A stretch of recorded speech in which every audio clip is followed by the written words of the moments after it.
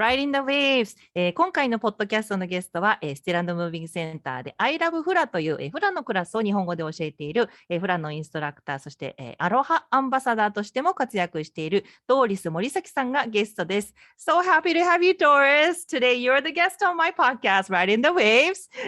And you've been teaching hula in Japanese since 2020. And, you know, you're also Aloha ambassador, Still Moving Center. But just basic questions, like, you know, we wanted to ask you. So where were you born and raised? Do you have any sister, brothers, and things like that? Can you start off with that? Sure. So I was born and raised in Hawaii. I have one younger sister, and she lives in Shizuoka City in Japan. And then my mom was actually born in Tokyo and raised in Yokohama. And my dad is second generation Nikkei Nisei. Right. Japanese American. Did you grow up speaking Japanese or? Actually, not really. I went to 12 years of Japanese school, and I took in high school and in college at Hawaii, University of Hawaii. But, you know, just something about the way that language is taught sometimes, you just don't become fluent, you know?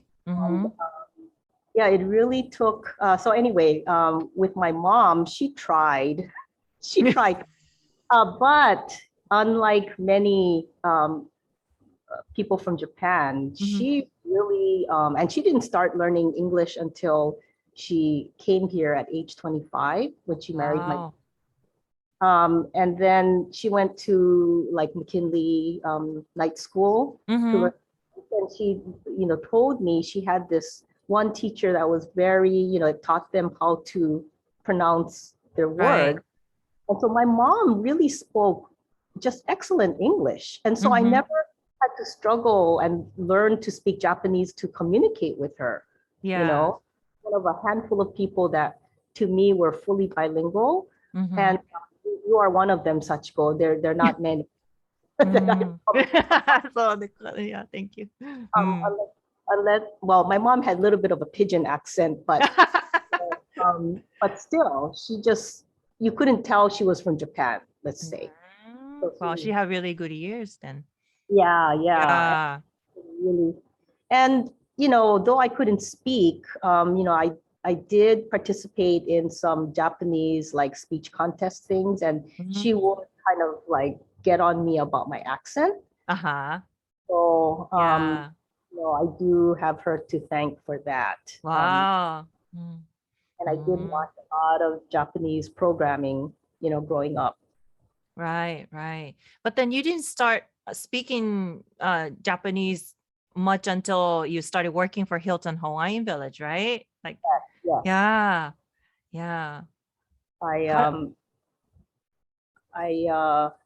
So I had some nerve actually applying for position in Japanese, you know, service, convention services. And, you know, I really wasn't fluent at all, but I credit that job for making me fluent. And because it's in the hospitality industry, I had to learn to speak the honorific, you know, form of Japanese, which is keigo, and which is, you know, quite difficult, you know, to learn. But, you know, I had to learn. Yeah. Was your mom proud of that fact that you actually started learning more? You know, she passed away from pancreatic cancer 10 years ago. And, you know, the blessing about cancer is that it's a long goodbye.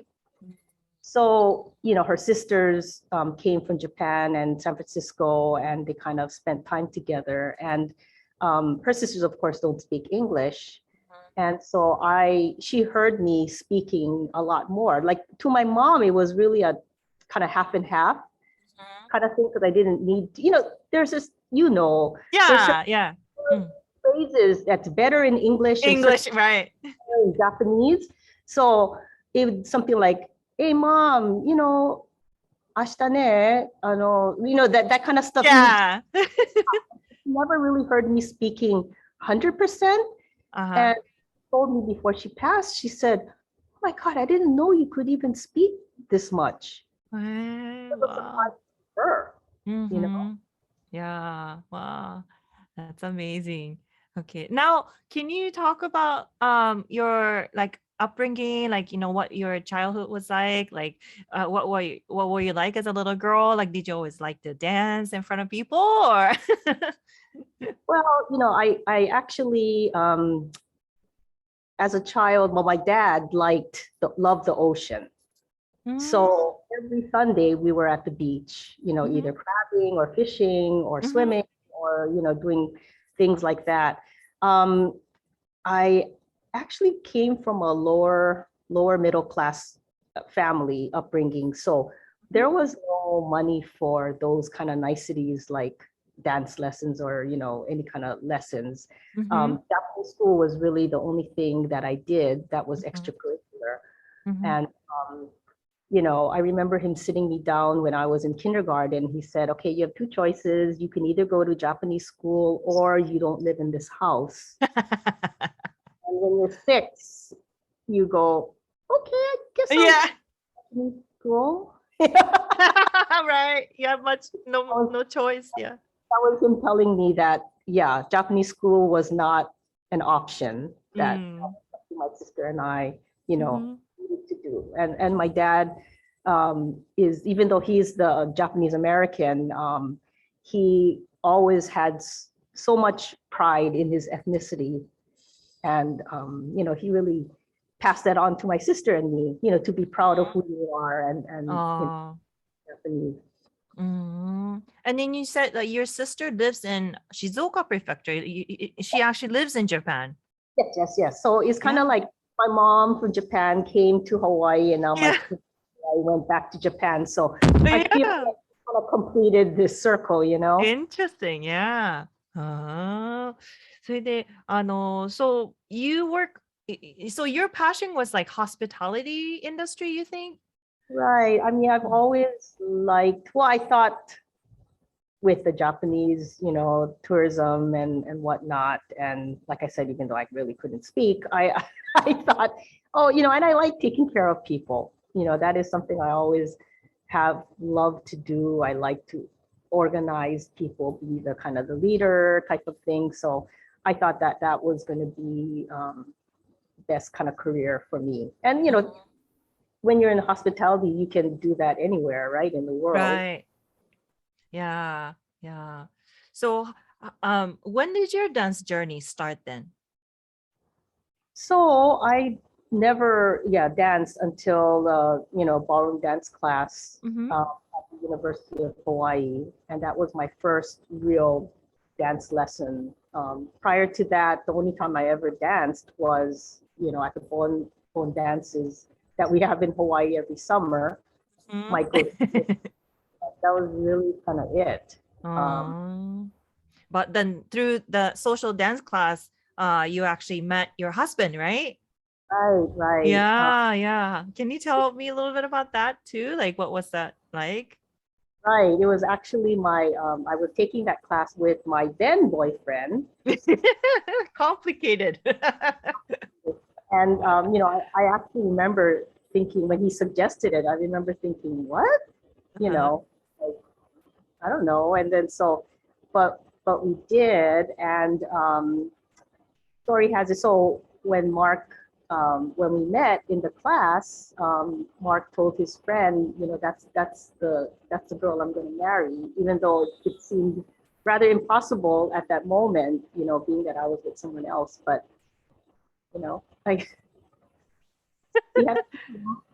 yeah. How did he persuade you though? how did it win your heart? Well, we had to go to so as part of the class, we went to a nightclub in Waikiki. Okay. And we had to dance with different people. This was all part of the social etiquette part, right? And his friend said, I'll go occupy her boyfriend, so you go ask her to dance. So then we, danced cha-cha, we danced the waltz, we did a Roomba, we did, like about 4 dances. And then finally the teacher said, hey, Morisaki, you gotta circulate. You can't just dance with one person. But then that was share. Yeah, but then that was enough to sort of make me, it was so effortless and it was just so wonderful to dance with him. And that was almost like I don't know, it was like what is the word? I can't even say it. Was it like smooth or, I don't know. I mean, it's just like kind of a metaphor. Mm. For life and communicating, right? Like when it's that, so that's kind of so I always joke that, I didn't fall in love with him for his looks or for personality or whatever, but it was really, his dancing that swept me off my feet, I guess. Wow. Do you guys still dance together? It's we don't have a chance, well, of course with COVID, but there's no weddings or a banquet. Yeah, for sure we will get up and dance. And I'm amazed that he still remembers the steps because it's the guy that has to do everything, right? Right. The room, how much space, giving me the cues on how to, when to turn or this and that. And I am always amazed that he, though we don't do it, there can be years between doing it, but he somehow remembers all of that. Wow. And then, for those people who are listening who doesn't know who your husband is, he's a physician. And so for me to think he must be busy, right? And then on top of all that, he knows how to dance, he knows how to do the balloon art, he play ukulele. he got so many things going on. So if I need something, can you just take in this? Can you take in the side of this dress? So he sewed. He fixed a couple of my bracelets. They were too big, so he restrung them. He made me a necklace. The jewelry. He was just amazing. He's fixed so many things in this still and moving center.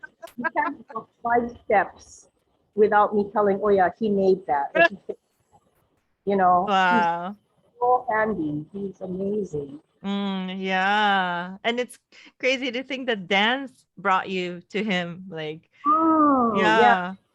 Dance class was really the most important class of my life. Yeah. And then now you're a hula teacher and it was so interesting. But so you spent some time away from Hawaii as well, yeah? Can you tell me a little bit about that? You spent time in New York and also Israel, you said? Right. So my husband Mark, he went to medical school at Tel Aviv University. Mm-hmm. So we spent 3 years doing the long distance relationship thing. We wrote many letters. I think over 3 years of our long distance relationship.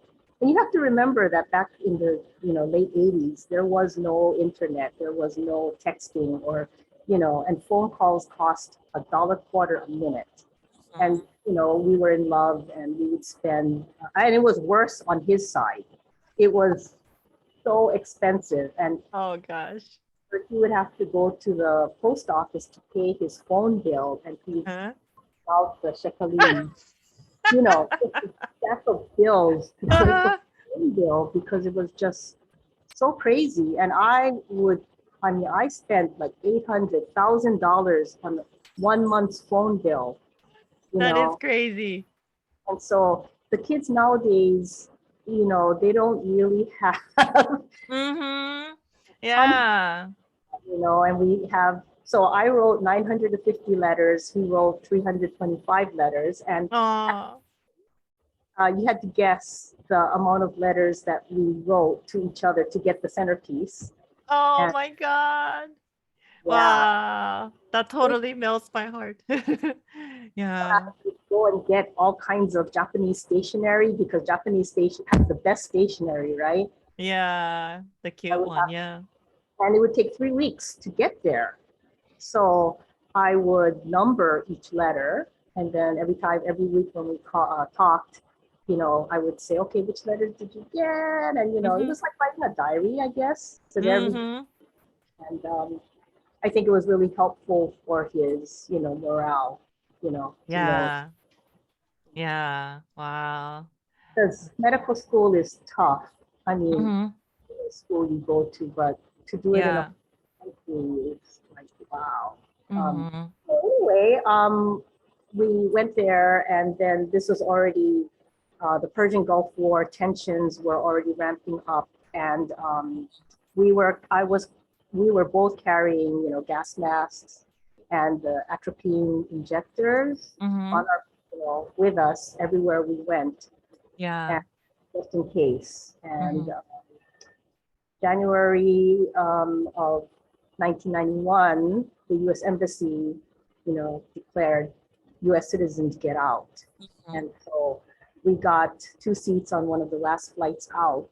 And, we escaped. And literally less than 48 hours later, Saddam Hussein started sending the Scud missiles into Tel Aviv. Wow. And so, with the current war in Ukraine, I'm really kind of thinking about us in that similar kind of situation, just trying to get away. And I just saw on the news today, 660,000 people have left the country. Right. And that number is climbing. And I just feel like I'm so grateful that, we were able to do so without, too much of a hassle. But we threw everything in one bag. We left everything in our apartment, and we, just got the heck out of there.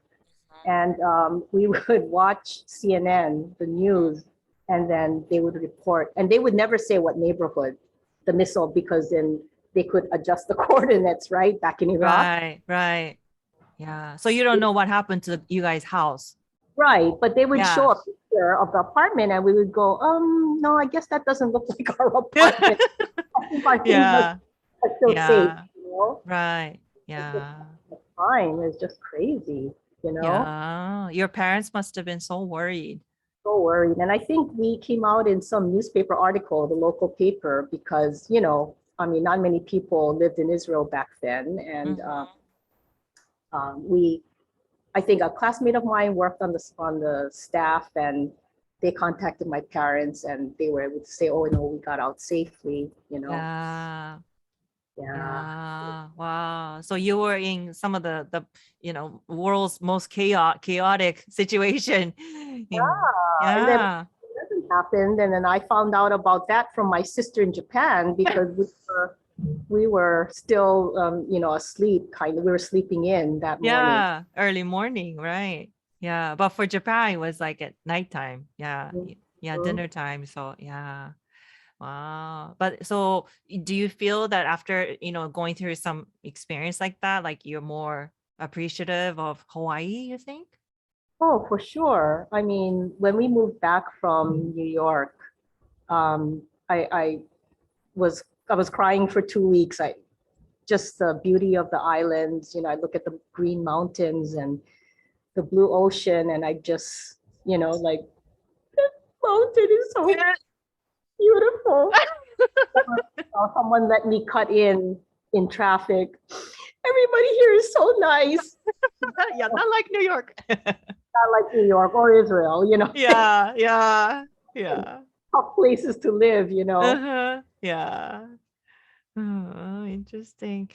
Now, so can you tell me a little bit about how you found Still Moving Center, and why was it like the NIA class, and can you tell me about that? I've known Renee through NIA since when Honolulu Club was still open, and so we knew each other from there. And then when she left to open her own, studio, I didn't come right away, but eventually, I did miss her classes, so I came here and I became a member. And then about 5 years ago, I became part of her staff. Oh, okay. So you knew Renee from the Honolulu Club too then? Right. So we've known each other close to 18, 19 years. Oh, wow. And then why did you take the Nia class again? Oh, my friend. Well, I was at the gym trying to, increase my bone density. My doctor kind of said I had to do some kind of exercise, and I just hated it. When you're doing something you don't love, and just the littlest excuse to not go. Yeah, I And feel you. I just, it's so boring, and I just, lifting weights just to strengthen my bones, and then Mhm. friend said, "Oh, I'm gonna go to this class. You want to come?" And I said, "Okay, it's better than the weights." And Uh-huh. that's when I got my first, taste of Nia. And at first, I didn't know what to make of it. It's just not your usual dance Right.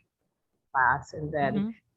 I really got sucked in, and it was just so, so fun. Mhm. And then from there, you start feeling more interested, like getting more interested in hula, right? How did that shift happen?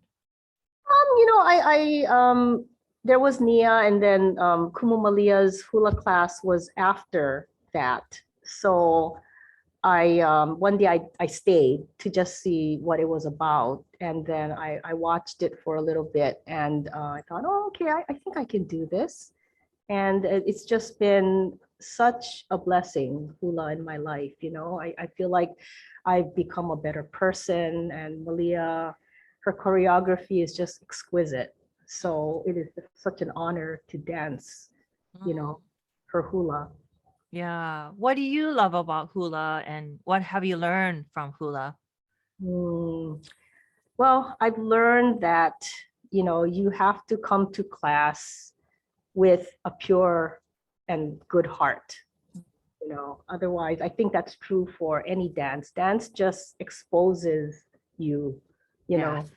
it makes you very vulnerable, and it's just, Mhm. but you are telling the story of all these elements of nature that are sacred, and to do that justice, you just cannot come in and feel mad, or feel jealousy, or any of those things that make you less of a positive person. So I think hula has really taught me just that you really have to embody the aloha. You have to be, you know you have to be a good person to do this hula justice. Otherwise, yeah, it's you can dance it, but it's just not gonna work, I think. Yeah. Yeah, not gonna be the same. Right. Yeah, that's beautiful. Now, so you started teaching the hula class in Japanese since 2020, but how did that happen and how's the experience been for you? So this was Eriko Jones's idea, and I know she's been a subject of yours as well in the Yeah. past. At first I thought, no, I can't do it. My Japanese is not good enough. And I think I'm so grateful for to have had this opportunity, because though I was not great in the beginning with the Japanese part of it, or even the hula teaching part of it, but it's all, teaching is such a wonderful thing. Um, so I've benefited in two ways with this class. I feel like my hula has improved tremendously. And then I feel like my Japanese has also improved. Yeah. Um, and, it's a hard thing to quantify, but I tell people now, if you want to get good at something, you teach it, you know? It's really the best way to learn, because unless you're sure about what you're doing, then it's sure enough to explain it to someone, then you don't really know if you know. You know? I've mentioned to Malia, like, wow, this teaching thing is really amazing. I mean, I Yeah. feel like I could have taken hula from her twice as long, and perhaps I did not have come as far. Then when I'm forced to explain choreography to people who don't know. It's just really amazing. And then just with not only this class, but the other Kaiwa class that we host. Yeah, just talking, you know, more and more. As an example, the other day, my husband calls me. I was having lunch with my dad. He calls me and says, you know, I have this Japanese-speaking person that can't communicate with him. Can you help me translate? And okay, now medical Japanese, it's like another. Yeah, that's a whole another level. He hadn't called to ask me to do this in so long, and I'm like, oh, you know, and he's a gastroenterologist, and Yeah. you know, I you know, shoot, what is the word for colonoscopy? And so I'm, you know, trying to look things up as I'm talking to this man, but I was amazed that even though I didn't maybe have all the proper words, how much easier it was this time, just because I use Japanese so much now, right? Yeah. At the Kaiwa. And so just so grateful for these opportunities that just, you know, keep enriching my life. And amazing. And I think, oh my God, I'm so proud. Right. Yeah. And this teaching experience, I mean, you know, I started teaching like the, you know, the Kaiwa class, and then I started teaching piano too, but like this teaching thing in general, I mean, it is such an amazing thing. And in your mind, what makes a good teacher? What makes someone a good teacher? You know, I think with hula, because I started off, I mean, we all start off as students, but I'm still continuing to be a student. Right. And I remember which movements just absolutely befuddled me. You know, like, how do you make this movement look graceful? And so I can go back and remember which ones felt really awkward to me, and then I really try to break it down with the mechanics of it. Oh, this wrist or this finger, or, you know, that kind of stuff. And so that challenge is just so satisfying to me, you know, when I can convey that to spare them that awkwardness, because I've kind of figured out how to explain it, like how to not feel so awkward. And so, you know, I can just only speak about, you know, that part of the hula where it's just interesting to, you know, how to, yeah, so I'll be in bed just sort of, you know, thinking, okay, or I'll stand in front of the mirror and I'll do certain motions, and then I'm really, or I watch Malia talk, and I'm trying to think, okay, what part is moving, what is she, you know, doing, and then I just try to remember that, and then I really break it down to how to embody a certain movement. Yeah. Teacher, I mean, you have to be observant. I think you have to always have that student's mind, right? Yes. And yeah, just whatever hints or hacks that you can come up with to help people remember, you know, the steps or how to do something. I think all of that really helps me to, you know, try to teach people. Yeah, I mean, I think you're a great teacher. Like, I love your teaching style, and you know, like, you know, we never really don't have to get nervous. Like, oh, like we're on the spot. Like, you know, like teacher, you know, telling us what to do. Like, you know, none of that. Like, you know, it's just pure fun. And so I just really, really love your teaching style. But so now March 18th, the Still Moving Center will be celebrating 11th year, and like you've been with them for 8 years in total, about. Yeah, I only 9 years maybe. Okay, 8 or 9. How do you think that the Still Moving Center developed over the years? You know, I guess we're always trying to, you know, be better. And sometimes, well, I think the biggest difference has been, of course, going to online class options, which has been Right. fantastic. there are classes that I take now that I wouldn't have come all the way driven into town to, take the class in person. But if I can just do it from the comfort of my living room, then fantastic, and then once class is over, I'm already home. So just having that option, and of course, now you don't need to live here nor be a teacher or live here to be a teacher here.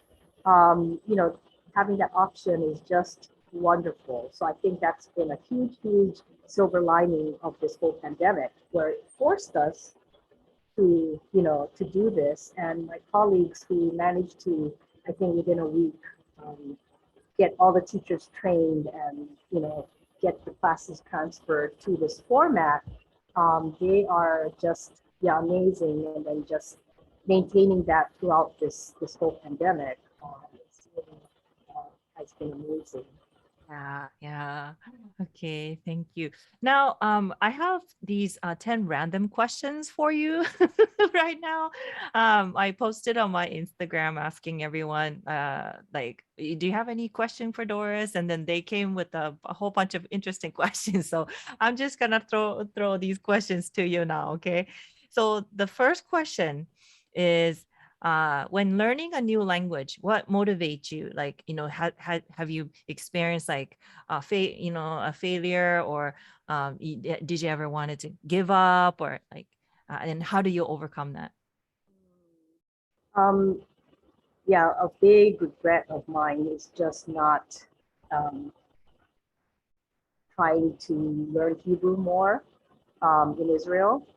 I was too embarrassed to make a mistake, when obviously I'm not Jewish, so I'm sure they would have forgiven me if I had made a mistake, That's true. So, I don't know. If I could go back in time, that's one. I mean, I went to Hebrew school. What? They gave that as an option for spouses and as well as the medical students. So,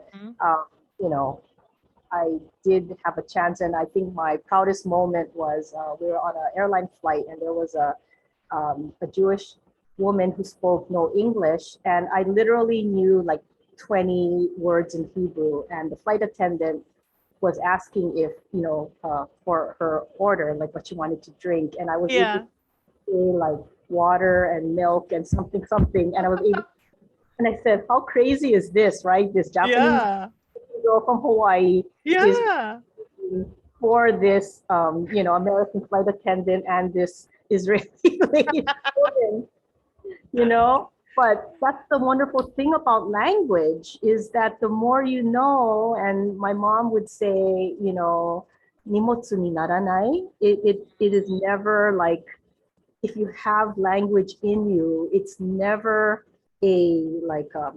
something extra that you have to carry. Yeah, it's not a baggage. Yeah. So, whatever you can learn, and we have people who come to our Kaiwa class that have started off with knowing zero, right? Yeah. But, and who knows how much they're retaining or picking up or whatever. But I think more than that, the beauty of that class is just the fellowship, right? And then the laughter, and just laughing with each other, and just discovering interesting things like the cultural differences between Hawaii and Japan, or the US and Japan. And I think any kind of understanding in that manner is just going to be a tremendous benefit to everyone. I agree. So, so learning language is a tough thing, because there will be embarrassing moments for sure, Yeah, but just not be afraid of it. Yeah. But then those are the ones that really stick in your mind, right? Yeah. You will never make the same mistakes again. Yeah. Yeah, that's so true. Okay. Now the second question is, so you and your husband always in love, and so labu. But so what keeps your relationship going, and what makes it alive?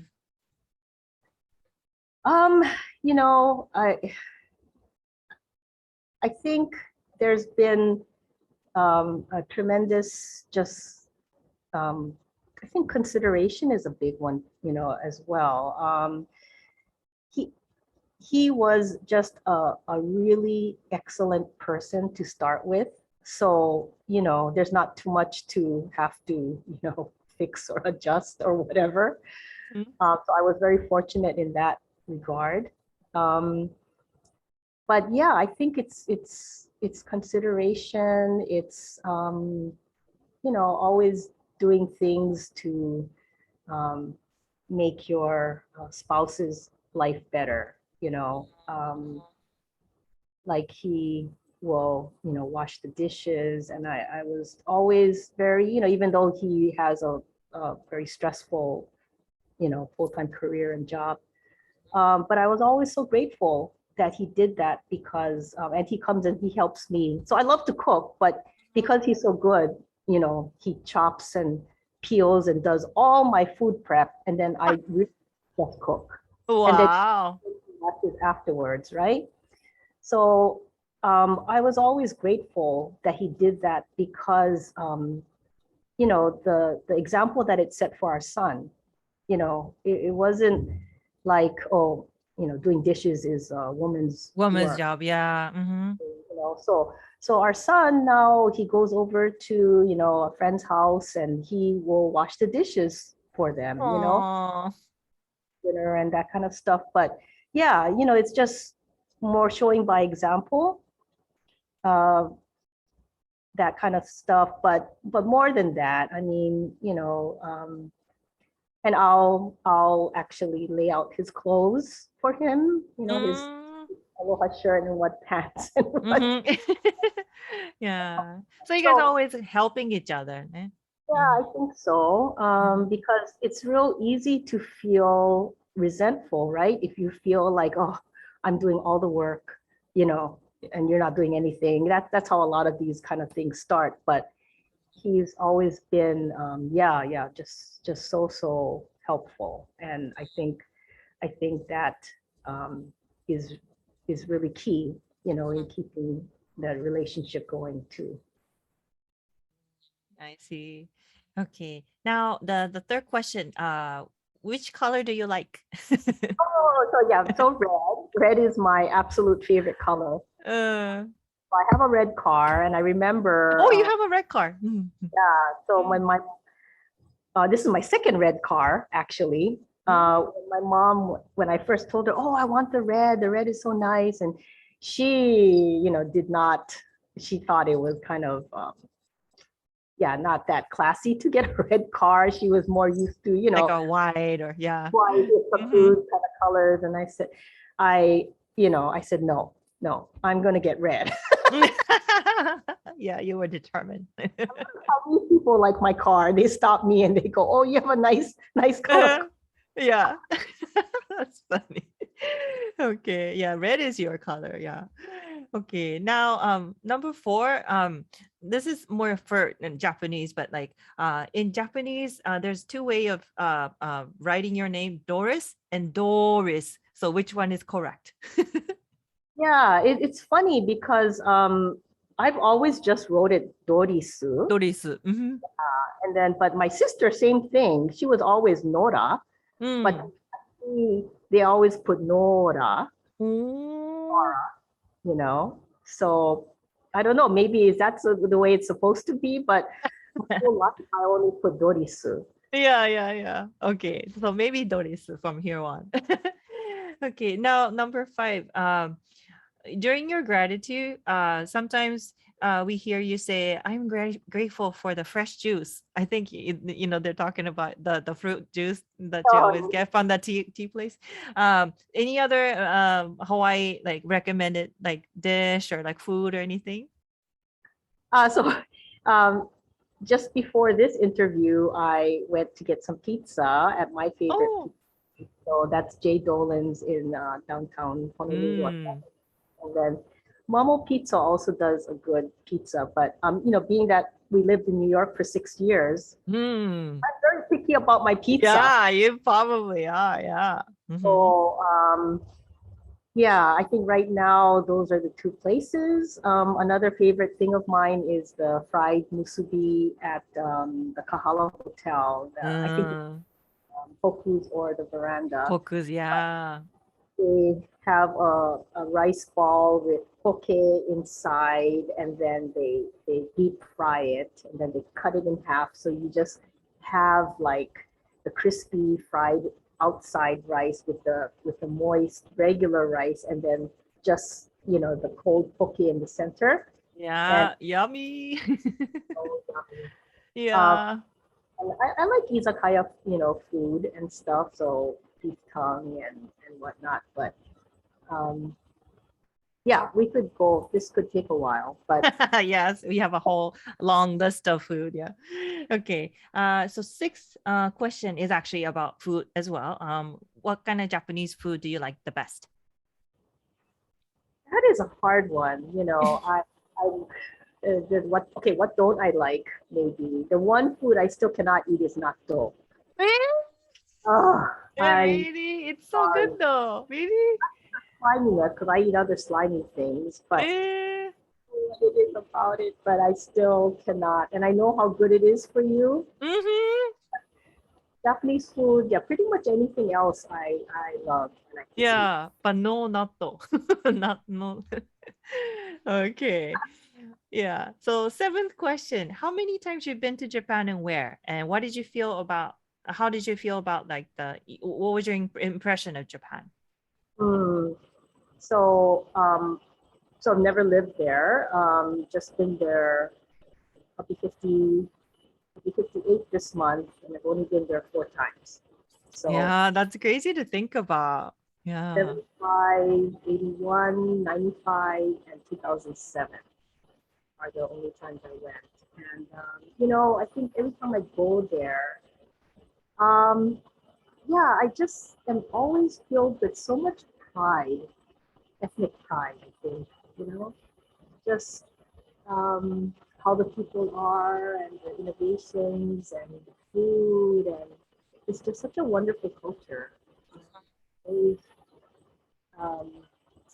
Even no matter what I cook at the end, sometimes if I have leftover rice, I'll make a quick rice ball, and Mark and I will eat it. And it's like, even though I could have cooked the best thing, that rice ball is just so good. Right. Yeah. Light with crisp nori on it and just a little lightly salted, warm, moist onigiri is just the best, Yeah. Yeah. Oh my God, I'm craving omusubi right now. Yes. Yeah. Okay. Yeah. Oh, so the eighth question is, besides hula, what are your hobbies? I love to cook. I'm always looking for new recipes, and I really, if I find something that piques my interest, I have to try it, like cook it that night.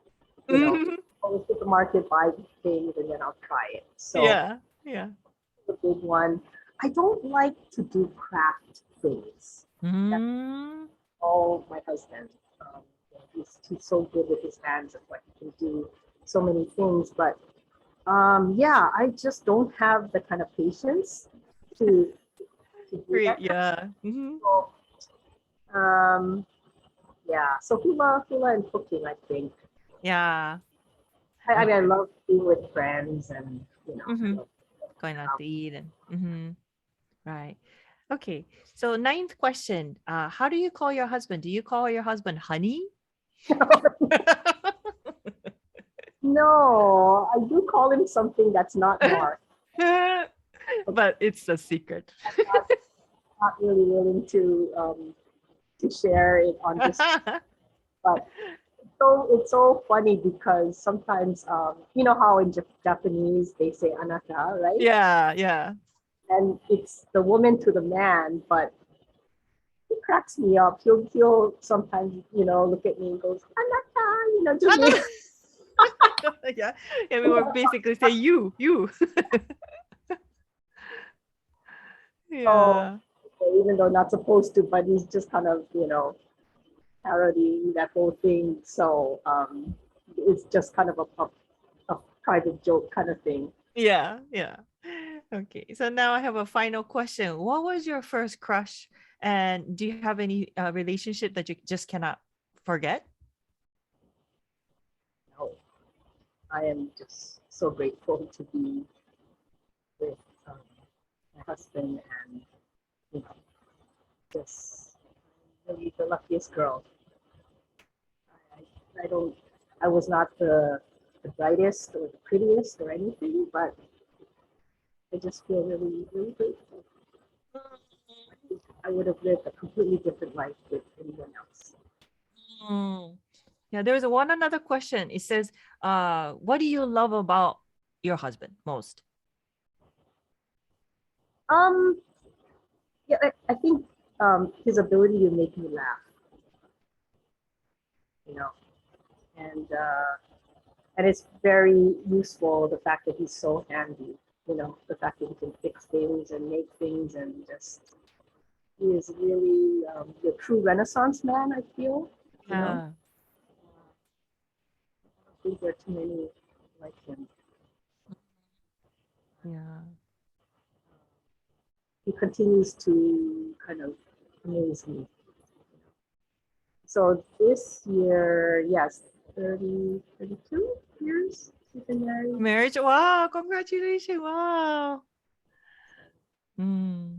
It's been quite an adventure, Yeah, you guys survived the thing, the Gulf War, and also the 9/11 together, and so many different things, and still going strong. So oh well, yeah, I mean, and thank goodness we kind of got all of that kind of traveling and whatever out of the way, and well, we haven't been able to travel recently, but and now our son is he's a junior in college, so pretty soon he's going to start his the main part of his life, so that's something for us to look forward to as well. はい、ということで、well, thank you so much. I mean, because you're such a, friendly personality, like, all the people who want to ask you a question, like they want to get personal with you. But yeah, but thank you for answering all of these questions too. And, thank you for all you do, Still Moving Center. I know everyone that I know, like everyone that goes to Still Moving Center, so touched by you, your kind hospitality and your love and your warmth. And so we, really, on behalf of everyone, thank you for all you do, really. Thank you so much. I really love taking care of people. It's just really I don't know what it is, but yeah. So I'm so happy to be able to contribute to this place, because it does a lot of good for a lot of people in this world. So I just wish more people knew about us. They don't know what they're missing. Yeah. Like you said, like everyone can find some class that they probably like.